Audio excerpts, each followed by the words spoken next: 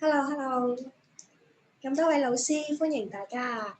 歡迎大家咧參加我哋今日知識共享協會舉辦嘅 Rainbow One 網上工作坊啦。今日由我嚟介紹啦，我係阿 Kina，介紹翻咧我哋一啲嘅功能啦。唔知道咁多位老師咧有冇認識過 Rainbow One 咧？如果有認識過咧，咁我哋就可以高啲啦。今日都會介紹一啲關於我哋Zoom 之後咁點樣可以派啲電子練習俾學生去睇啦，又或者咧去設定為一啲嘅功課測驗考試模式。與此同時咧，亦都去教老師咧點樣去睇翻一啲嘅學生作答嘅表現啦。同埋咧可以幫助老師咧去睇翻全班嘅總成績嘅。我哋亦都會示範一啲嘅書啦，可以俾大家去了解翻咁樣嘅。好啦，今次咧分享嘅主題啦，都講咗啦。其實點解要分享呢啲嘅主題咧？你知而家疫情啦，其實都係希望咧幫助老師咧喺網上授課之後咧，就利用呢一個嘅我哋 Rainbow One 嘅平台啦，派發一啲嘅電子書俾學生。其實咧就減輕咗老師咧喺課後嘅支援嘅工作嘅。因為當你Zoom 完之後啦，其實可能有好多電子嘅教材啦，其實咧都想俾學生咧做一啲嘅溫故知新啊，又或者咧可能係一啲嘅堂課啦。佢哋喺課堂上邊做完之後，可能仲有啲未完成嘅，都可以派翻俾學生去自己去做翻啦，又或者變成佢哋當天嘅功課去做翻咁樣樣。呢啲嘅功能咧，其實就可以喺我哋嘅系統裏邊啦去完成啦，亦都可以咧喺我哋嘅系統裏邊咧去操作嘅。另外咧，亦都可以方便老師咧係容易啦喺嗰個電子教材當中，喺批改模式當中咧去作出一啲嘅即時嘅批改啦，同埋即時嘅一啲嘅俾學生嘅一啲嘅 feedback 啊咁樣樣。喺課堂上邊可以做得到啦，我哋喺課後嘅批改模式咧，亦都可以做得到嘅。之後我會介紹多啲啦，咁樣樣。係啦，而家嚟講咧，其實都係面對緊唔同嘅狀態啦。其實好多時候咧，老師上 Zoom 完堂之後咧，其實除咗係教授課堂上邊嘅一啲嘅知識之外咧，其實好多時候都會喺Zoom 嘅課堂當中咧去做一啲嘅默書啊、測驗啊、考試啊咁樣樣。低年班嘅同學咧，好多時候都會用紙啊、筆啊去面對面老師就Zoom 緊啦，學生咧就喺度默啊咁樣樣。默完之後咧，又要學生去影相，跟住上傳，又或者可能嗰個學生唔記得咗影相，或者要等爸爸媽媽翻嚟先至可以影到相上傳。其實咧都係一件好瑣碎啦、好複雜嘅一件事咯。喺我哋 Rainbow One 裏邊咧，就個模式就會簡單好多。即時咧老師可以睇到學生嘅表現啦，即時咧可以睇翻呢一啲嘅學習數據，方便咗咧老師咧去做一啲嘅監測嘅工作啦，亦都方便咗老師咧去即時去喺課堂上邊咧去做一啲默書啊、測驗啊、考試嘅工作嘅。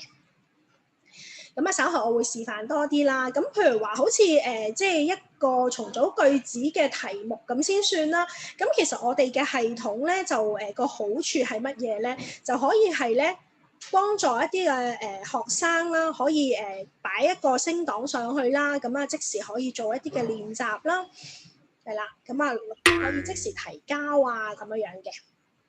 係啦，另外仲會可以有啲嘅默寫詞語啦、默寫課文啦。我哋其實呢一個電子筆咧，就可以咧方便咗咧啲學生啊去寫一啲文字啦。老師可以即時咧去睇翻呢一啲學生嘅文字。當你用呢一啲嘅電子工具嘅時間啦，其實個好處就係可以幫助到咧老師可以即時睇得翻學生嘅一啲嘅表現嘅。譬如話好似一啲學生佢需要利用到咧呢一個嘅默寫詞語，係啦，我熄咗呢一支電子筆先。係啦，咁可能咧佢係一啲低年班嘅學生嚟嘅，佢唔知道咧可以即係點講啊？佢需要咧係用部 iPad 啦嚟到去寫啦，咁佢就可以喺呢一度咧直接寫啦。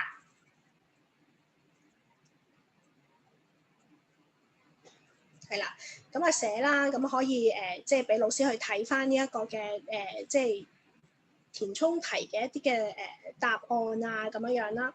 咁當佢撳提交啦，係啦，咁老師咧就可以即刻睇翻㗎啦。咁啊，而家呢個狀態咧就係一個老師嘅即係狀態啦。因為嗱，你見我而家咧係入咗去一個叫做工作間嘅狀態嚟嘅。咁啊稍後時間咧，我會講多少少啦，點樣咧喺課堂裏邊咧去做一個嘅設定咁樣嘅。係啦，呢3頁咧，其實就係講解可以俾老師一啲嘅 idea 啦，點樣去利用課堂咧去做一啲嘅即係測驗啊、考試啊咁樣。咁至於咧，我哋點樣去設定呢一個嘅課堂咧？咁啊之前啦我唔知道老師係咪都有認識過 Rainbow One 啦？咁其實我哋咧會有一個 icon 咧。叫做課堂嘅上課係啦，咁呢個上課嘅課堂嘅 icon 咧，咁你撳落去嘅時候咧，老師就可以咧設定呢一個課堂噶啦。咁基本嘅設定咧，我哋會有一個叫做課堂名稱嘅編輯啦，同埋咧組別嘅編輯。咁呢度咧要講解多少少俾大家聽嘅，因為我哋上課嘅模式咧，通常咧就會係一個老師連住一班嘅學生去上堂。咁當然啦，你嘅組別咧可以自己去即係設定啦。你可以係1A 班，又或者咧係1A、1B、1C、1D 裏邊抽取某啲學生嚟到去做一啲嘅支援，可能嗰個叫做資優班，又或者可能係功課輔導班等等。咁你就可以咧將呢一個嘅組別嘅名稱咧去修改嘅。咁修改名稱咧點樣修改咧？咁啊稍後時間有機會可以介紹用戶與組別嘅時候介紹俾大家啦。咁而家咧就唔特別去講啦。不過咧呢一啲嘅組別嘅名稱咧，老師係可以自己去設定嘅。係啦，咁啊唔一定係跟班別嘅，可以係跟你嘅即係學習課堂嘅需要啦，或者係嗰個組別嘅名嚟到去做設定嘅。咁啊，當中啦，譬如話可能係1A 班裏邊有10個學生，你需要即係設定為功課輔導班，或者1B 班亦都有5個學生係設定為功課輔導班。咁呢啲亦都可以咧係稍後嘅介紹用戶與組別嘅時間咧，教大家點樣去做設定。不過咧喺課堂上邊咧就可以利用咧已經設定好嘅一啲嘅組別咧，去做一啲嘅課堂嘅新增。咁好啦，當你設定咗個課堂名稱啦，譬如話我係教中文科嘅，咁啊教英文科嘅，咁你入咗個名啦，然之後咧去加翻一個叫做組別，係啦，咁啊一個老師同一時間只可以同一組學生去上堂嘅啫，咁啊你可以喺度做咗個設定啦，咁啊做呢個係一個基本嘅設定。係啦，咁當你咧去即係做完呢個基本嘅設定之後咧，喺課後嘅設定你係點樣去操作咧，就可以咧利用呢一個叫做進階，係啦，呢個進階，咁佢會咧下邊有一個顯示咧叫做課後電子書處理。係啦，咁當然啦，如果你揀不變更嘅話咧，其實就係代表住咧，你課堂上邊所用過嘅電子書咧，其實就唔會變更噶啦，咁就照樣係課堂。咁如果你話我課堂上邊可能有2本電子書，一本咧係俾佢哋翻去自己睇嘅，一本係變成今天嘅功課，咁都得嘅。咁稍後時間咧會示範一下俾大家睇啦。咁啊呢度簡單咧係做一個叫做課堂前嘅設定。咁啊可能你 prepare 咗一本電子書係今日去教書嘅，咁教完之後咧嗰本電子書咧喺課堂上邊咧可能會有啲嘅即係練習啊、功課啊咁樣，咁你就可以咧將佢變為今天嘅功課，咁咧去派俾啲學生嘅。咁好啦，咁啊除咗係課後嘅派書之外咧，咁我哋亦都可以安排一個即係有一個工作間嘅位置啦，可以喺嗰度去轉換翻你哋想要嘅模式啦。咁可能你今次派完之後又想變成一本本週嘅功課，咁你就可以喺分享嗰個位置去做設定啦。咁而家係介紹翻呢個課堂嘅設定先。咁除咗係派書之外咧，我哋仲會有一個叫做編輯課堂時間。咁呢一個係咩嚟嘅咧？咁當你去撳呢一個加號嘅時候咧，佢會有唔同嘅時段走出嚟。假設好似我哋每逢星期五啦，都會有一個webinar，咁我哋定時定候咧都會出現㗎啦。咁如果你哋嘅課堂係定時定候都會出現嘅，可能逢星期一早上9點到9點45分係要上中文堂嘅，咁你就可以設定咧呢一個時段啦。咁喺呢個時段裏邊咧，咁你設定好啦，可能逢星期一咁樣唔同嘅時段啦，你設定啦，撳呢個加號，咁佢就會顯示咗咧喺我哋主頁嘅欄目嗰度啦，有個顯示，咁啊顯示課堂，咁佢就會喺度排隊咧顯示翻個時間㗎啦。咁如果你話今天有3個課堂，下星期一有2個課堂，咁佢都會做一個顯示嘅。係啦，咁當你去即係派咗功課啦，咁就會有一個叫做批改學生嘅作答表現啦。咁呢個我哋稍後會講多啲啦。咁我想咧介紹翻咧嗰個課堂嘅。好啦，出翻去出邊先。如果大家咧有聽過 Rainbow One 啦，咁我哋都即係簡單去講一講啦。咁你會見到頭先我介紹嗰個課堂咧，佢就會可以喺呢一度去做一個即係顯示㗎啦。而家就因為頭先我冇撳到啦，咁因為而家呢一啲咧都係空白嘅。咁但係如果當我設定咗個課堂咧，佢呢度就會有所有嘅顯示㗎啦。好，咁去翻上課呢個 icon 先。有冇人未聽過 Rainbow One 㗎？可以舉手喎。咁我可以即係簡單介紹下 Rainbow One。都有好多即係老師未聽過喎。咁好，咁我都簡單介紹下 Rainbow One 啦。咁其實我哋 Rainbow One 咧係一個電子教學平台啦。咁裏邊咧其實就會有好多唔同嘅 icon 啦，有唔同嘅即係狀態啦。咁譬如話我哋點樣去登入登出咁其實呢啲都係可以介紹多少少俾大家聽嘅。咁而家呢個畫面咧就係你 download 咗 Rainbow One 之後嘅畫面嚟嘅。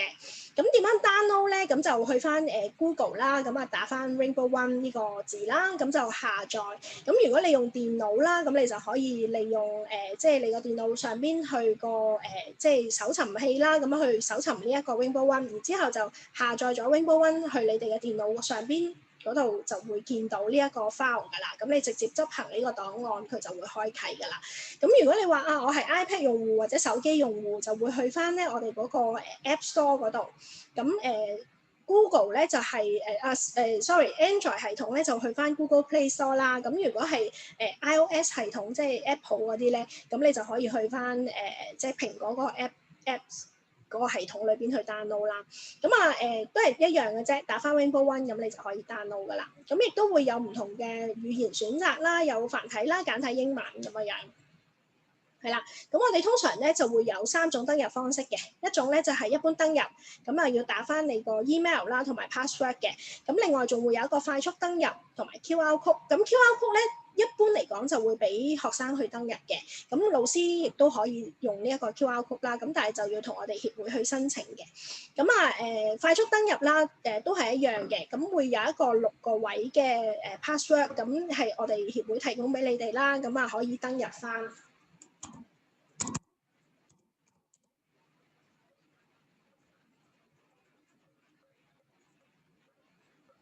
係啦，咁入咗去裏邊之後咧，你就會見到一個叫做主頁㗎啦。咁主頁嚟講咧，你會見到有好多唔同嘅 icon 啦。咁頭先我介紹嘅係上課嘅 icon 啦。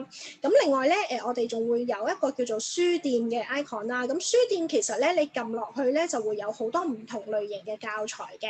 咁呢啲教材咧都係咧 for 一啲即係譬如話我時時學中文，咁呢啲就 for 即係 NCS 嘅學生啦，咁呢啲就係 for 特殊學校。但係其實咧呢啲教材咧就唔一定係即係呢一班學生嘅用家咯。只不過咧係我哋放咗去書店裏邊，咁譬如話中文科，我哋都會有按照住唔同嘅學階啦，嚟到去提供咧唔同嘅階段咧，俾老師去參考利用嘅。咁因為呢啲都係我哋之前咧攞咗啲 funding 啦，去做嘅一啲嘅電子書，咁啊老師可以咧download 嚟用嘅，係啦。咁呢個就係我哋嘅書店啦，係啦。咁另外我哋仲會有個工作間嘅。咁工作間咧就係你會見到咧有好多唔同嘅 folder 啦，咁你開咗之後咧，咁佢就可以即係俾你去開翻一啲嘅新嘅電子書啦。咁譬如話好似我呢一個電子書咁樣，咁我一撳咧佢就會開翻㗎啦。咁點樣開一本新嘅電子書咧？如果你哋有呢個戶口咧，其實就可以自己去製作一啲嘅電子書。咁譬如話我開一個新嘅電子書啦，新增電子書。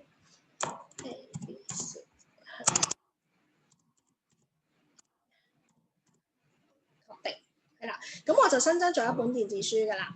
咁如果你會見到咧係即係咁樣啦，好似 PowerPoint 咁樣，咁你可以喺度加一啲嘅 template 啦，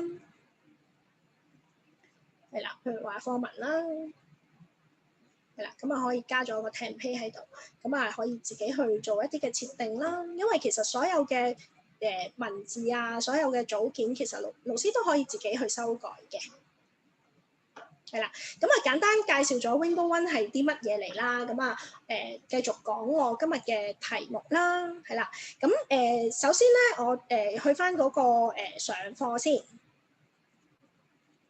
係啦，如果老師想了解多啲咧，你哋可以留低你哋嘅聯絡電話啦，又或者 email 啦，又或者你哋學校嘅名啦、姓名啊，咁我哋會即係由相關嘅同事咧聯繫你，咁你可以咧攞到更多嘅即係資訊咁樣樣啦。咁好啦，咁我哋就繼續講翻上課先。好啦，咁如果有老師咧有用過咧呢一個嘅上課嘅 icon 嘅話咧，其實都知道咧點樣去做設定㗎啦。咁我哋今日就重點介紹翻點樣去即係利用呢個上課咧之後去派功課嘅。係啦，咁啊撳呢個加號，係啦，頭先介紹過啦，可以自己去設定一個課堂名稱嘅。咁譬如話課後功課啦。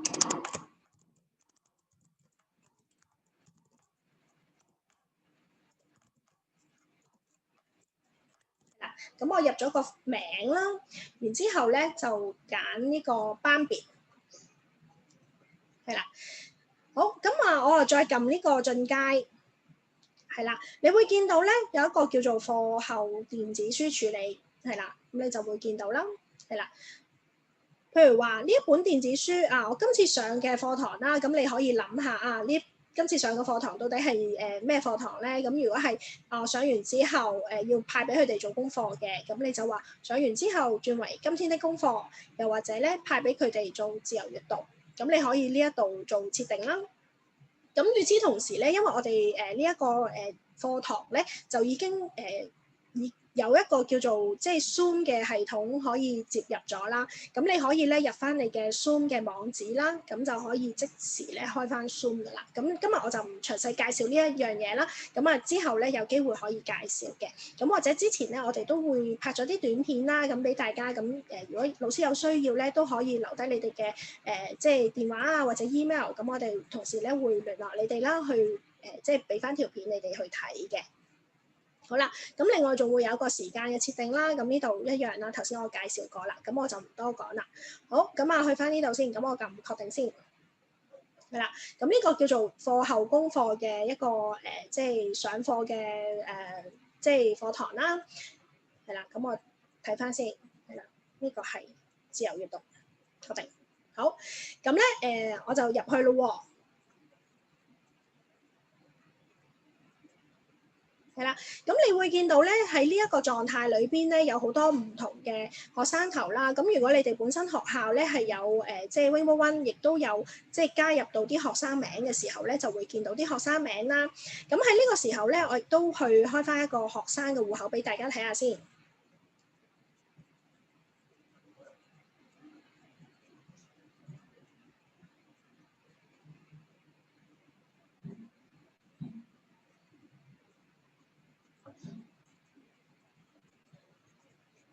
好啦，咁啊，我 share 翻個螢幕先。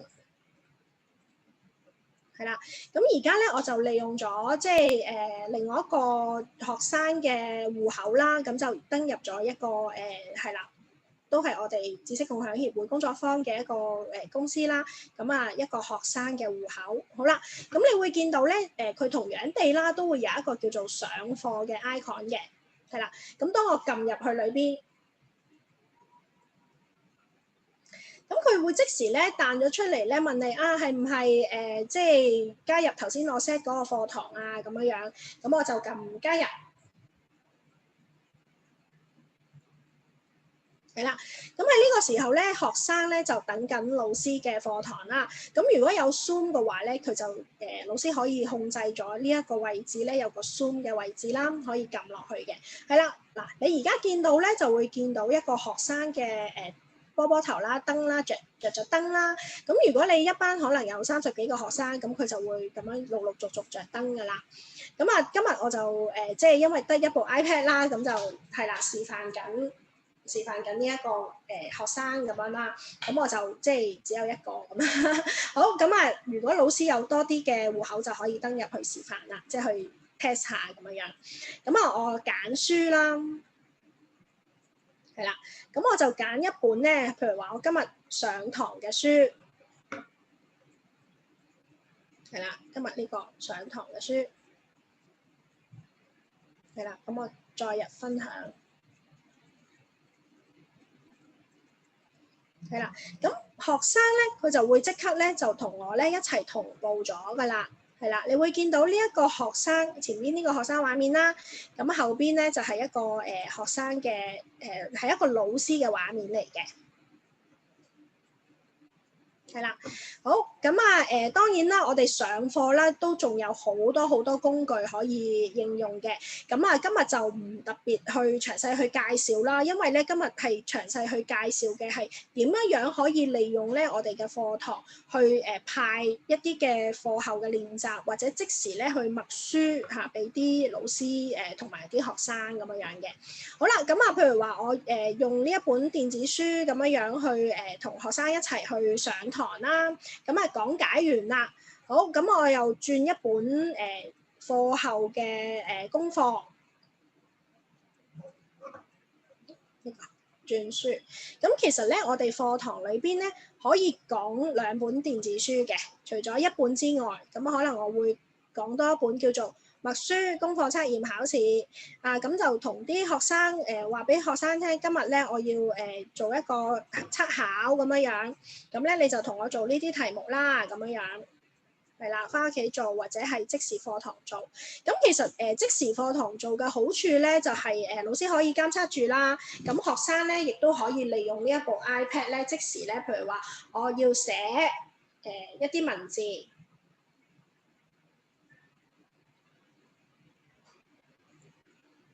係啦，咁我係寫緊嘅，睇到未啊？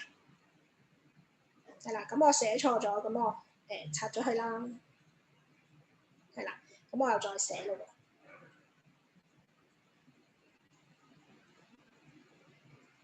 係啦，寫咗個今天，咁我就撳提交。係啦，咁啊，因為上邊嗰啲我仲未答啦，咁可能要答下咁樣啦。係啦，佢有個即係咁樣嘅9宮格啦，咁叫你答嘅。咁其實咧，老師咧就方便嘅意思咧，就係有陣時老師會喺課堂上邊 Zoom 嘅時候默啲詞語噶嘛，譬如話可能係即係藍色、白色、紅色咁樣你要讀出嚟噶嘛。咁但係其實我哋嗰個系統咧，佢會有一個叫做聲音播放器。咁聲音播放器咧，咁你放咗喺上邊咧，佢就自動系統發聲咁樣去播放啦。咁學生咧亦都可以咧喺個 iPad 上邊去聽翻啦。咁就省卻咗一啲麻煩，就係譬如話有陣時老師要讀好多次啊，又或者可能要重複好多次，又或者有啲學生可能佢即係遲咗入嚟，咁前邊嗰啲冇聽到喎，咁點算咧？咁利用 Rainbow One 咧，其實就省卻咗呢啲嘅麻煩咯。你可以咧開翻呢一頁俾佢，同佢同步啦。咁你就叫佢撳嗰個掣，可以聽翻嗰個文字嘅聲音即係發聲啦，然之後咧就喺度默書咁樣咯。咁又或者係一啲嘅課文嘅即係做默啦，或者背默啦，咁你都可以喺呢一度俾個電子筆佢，咁叫佢去寫，叫佢去交嘅。咁好啦，咁我學生嚟講啦，咁譬如話已經默好咗啦，寫好咗啦，係啦，咁啊撳提交啦。好啦，咁喺老師嘅角度咧，佢就可以即刻咧睇翻學生嗰個表現㗎啦。咁就唔使話即刻等到又要佢即係等佢媽媽翻嚟，或者等佢爸爸翻嚟先至交到默書咁樣。咁有陣時候啲學生細個嗰啲可能會唔記得咁樣。好啦，咁你會見到咧即係一啲嘅文字啦，你可以playback 翻啦，佢寫咗啲乜嘢啦。咁你可以即刻睇到啦。咁譬如話呢啲嘅文字啦，你都可以睇到啲筆畫佢寫得啱唔啱咁樣啦。係啦，咁你亦都可以俾佢分數咁樣嘅。係啦，咁叫佢改正或者唔使改正咁樣咯。係啦，你自己可以去控制嘅。咁其實呢一個咧就係我哋即係一個課堂嘅批改嘅模式啦。咁你可以即時去睇翻學生嘅表現啦。咁與此同時咧，譬如話可能一班有30幾個學生，咁課堂默書，咁其實你未必可以即刻睇得晒噶嘛。咁唔緊要嘅。之後嘅時間，你亦都可以入翻去呢個批改模式裏邊咧，去逐個學生去批改咯。咁就省卻咗呢一啲又要影又要交嗰啲咁嘅麻煩咯。好，咁呢個就係一個即係批改嘅模式啦。咁可以介紹俾大家嘅。係啦，咁因為批改裏邊咧，我哋仲會有好多功能嘅，譬如話會出一啲嘅作答畫面咁可能老師想做一啲嘅存檔，或者可能想做一啲 keep 翻啲 record 咁樣，咁你都可以咧利用呢一個功能啦，作答畫面會出作答畫面，咁佢就會咧將所有學生呢一版，譬如話本頁啦，呢一版嘅默書，咁全部 export 晒出去，咁你可以做翻啲 record 咁樣咯。係啦，好咁呢個就係課堂嘅即係默書啦、測驗考試咁可以好好利用啦。咁介紹俾大家嘅。咁另外咧譬如話我默完呢個書啦，咁我就好啦，出翻去啦，咁結束課堂啦。咁其實結束課堂嘅時間咧，你會見到咧有好多唔同嘅功能嘅。咁呢度咧我都會進階介紹一下啦，叫做進階課後分享。係啦，嗱，你會見到咧，我哋有2本電子書。咁當然啦，如果你課堂上邊你開個3本、4本、5本，咁佢都會咧喺呢一度做顯示嘅。因為頭先咧，我喺課堂裏邊咧，你會見到我分享咗一本叫做 Webinar 嘅電子書啦，另外一本咧叫做即係默書或者功課嘅電子書。咁呢2本電子書咧，佢都會記錄咗喺課堂當中嘅。咁譬如話今日我上呢個課堂，我係諗住咧俾佢自由閱讀嘅，咁我可以轉為自由閱讀啦。咁呢個可能係一個俾佢睇嘅一本電子書啦。咁另外我亦都會咧想有一本默書或者功課咧，係俾學生去做嘅。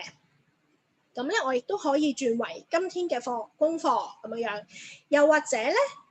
我可以自定係啦，轉換一個新嘅分享方式係啦，延續翻咧呢一個課堂上邊作答嘅數據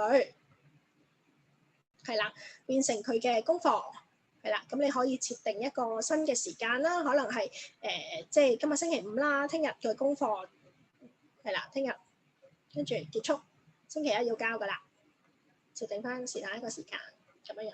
係啦，咁佢就會有個時間喺度噶啦。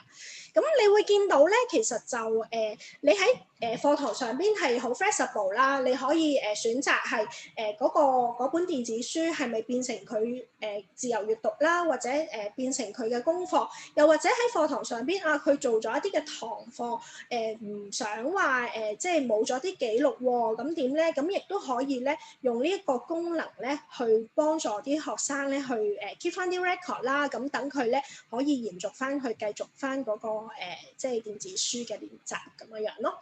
好，咁啊呢個咧其實就係我今日去重點咧去介紹嘅一個功能啦。咁好啦，咁我譬如話我撳呢個啦，撳確定，係啦。咁我就去翻咧學生嗰個書架嗰度睇翻啦。係啦，咁我呢個學生啦，我就出翻去啦。咁係咪真係會有咧咁樣樣？好，咁我出翻去先，去翻呢個學生嘅書架。係啦，嗱你就會見到咧，出咗一本係自由閱讀嘅功課啦，一本咧係 Webinar， 係啦。咁另外咧，我就頭先有一本係功課噶嘛，咁係因為咧未開始，你記唔記得啊？我頭先咧 set 嘅嗰本功課咧係 set 咗聽日嘅，係啦，咁啊跌咗落去未開始呢個位置。咁其實我哋電子書咧個好處咧係乜嘢咧？就係可以俾老師咧去自由去設定時間，咁方便咧老師咧係即係提前去準備你哋嘅教材咯。咁當你譬如話派咗一本未開始嘅功課，咁所有嘅功課咧都會跌咗落呢一度，咁佢亦都咧唔可以開嘅。咁你會見到啊，因為未開始，咁所以咧佢唔可以開，要按翻呢個時間段咧佢先至可以開嘅。係啦，咁如果佢即係呢個時間段到啦。係呢個時間啦，咁佢就會自動咧跌咗落去進行中，係啦。咁喺進行中咧，佢就會見到呢一本功課噶啦。咁由於因為佢未開始啦，所以佢就唔會喺度見到啦。而家呢個時間係啦。咁好啦，頭先咪介紹咗有啲嘅自由閱讀啦，咁佢就會跌咗落去呢一個位置嘅，係啦。咁譬如話學生佢自己即係。Rainbow One 咁其實都有啲好好嘅電子書係免費㗎嘛，喺書店。咁如果學生咧有興趣嘅話咧，都可以喺書店嗰度 download 啦。咁如果學校批准嘅話，咁因為學校都有權唔批准咧，佢喺書店嗰度 download 電子書嘅。咁如果學校批准嘅話咧，咁其實佢哋都可以喺書店嗰度 download 電子書。咁佢哋 download 嘅電子書咧就會可以喺呢一度咧做，即係可以睇到嘅，係啦。頭先一樣啦，呢啲電子書都係 from 書店嘅，係啦。咁佢喺呢一度咧就可以即係做一啲嘅，譬如話我唔要呢本書，咁我可以刪除咗或者封存咗佢啦，係啦。咁只有咧書店嘅電子書佢先至可以做呢啲刪除或者封存嘅功能啦。咁但係咧喺功課參考或者自由閱讀，咁佢哋就唔可以㗎啦，因為咧呢個係由老師咧去控制嘅。係啦，咁呢個就係學生嘅書架裏邊所睇到嘅電子書啦、電子功課咧嘅狀態，係啦。咁啊，呢個係我介紹課堂嘅即係狀態啦。咁好啦，咁我亦都好快咧咁樣去介紹下我哋點樣入去嗰個數據嗰度做睇翻啦，點樣可以一鍵分析到學生數據，點樣可以一鍵批改咧？咁就喺呢一個分享呢個位置啦。係啦，咁我是但開一本即係電子書啦，係啦，你會見到咧，當我派咗電子書之後咧，無論係課堂又好，或者咧係功課啊、自由閱讀都好，都會咧喺呢個分享嗰度出現嘅，係啦。咁譬如話課堂，咁有學生做咗功課，做啱咗、做錯咗，你都會可以喺度睇得翻嗰個數據分析啦。功課亦都係一樣嘅。係啦，咁當你咧入去要做批改嘅時候咧，咁你就要撳呢一個嘅剔交叉位置啦。係啦，咁剔交叉裏邊咧，你就可以入到嚟頭先嗰個即係批改嘅模式啦，一樣嘅啫，係課堂批改又好，或者係課後批改又好，都係一樣咧，可以入到嚟呢一度去做你哋即係批改嘅工作嘅。咁啊，呢度要講少少啦。逢係有固定答案嘅題目咧，我哋都會喺系統當中咧自動去即係俾分，即係有成績出現咗噶啦。咁如果你話係一啲手動，譬如話要係寫嘅用電子筆嗰啲嘅，咁你就可以咧利用我哋手動嘅批改俾分啦，咁就可以即係喺呢一度做批改啦。好，咁呢個就係批改啦，入咗嚟裏邊出翻去先。好，咁啊，另外咧睇翻成績啦。好，都係一樣啦，睇翻呢一本電子書。仲有一個狀態咧，都想同大家分享嘅，就係咧，當你譬如話嗰本電子書，我收集好啦，咁啊而家咧我要轉，本身係進行中噶嘛，咁啊可以轉為係啦，我揀其他嗰啲狀態，可以轉為批改中啦，又或者咧轉為改正。